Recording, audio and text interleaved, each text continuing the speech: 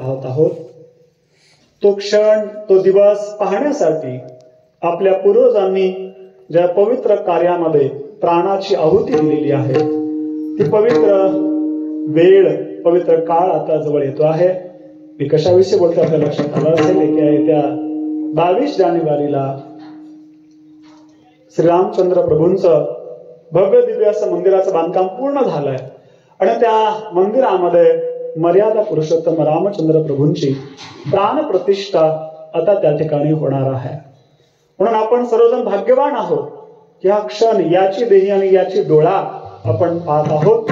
तिकडे आपल्याला अयोध्येला सर्वांना जाणं शक्य नाही आहे, म्हणून प्रत्येकाने आपापल्या गावामध्ये, आपापल्या गावातील मंदिरामध्ये आणि आपापल्या घरामध्ये हा उत्सव साजरा करायचा आहे।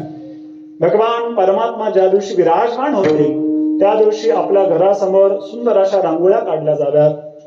घरामध्ये भगवान रामचंद्र प्रभूंचं भजन करावं, मंदिरांमध्ये रामचंद्र प्रभूंचं भजन करावं, यथा व्हावी। आणि सायंकाळी आपल्या संपूर्ण गावामध्ये दीपोत्सव व्हावा।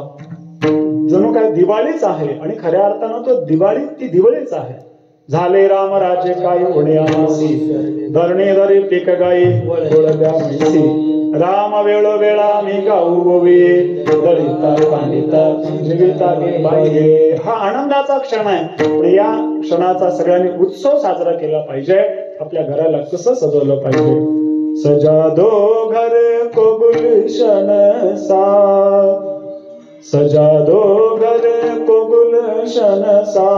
का अवध में राम आए हैं, अवध में राम आए हैं, मेरे सरकार आए हैं, अवध में राम आए हैं।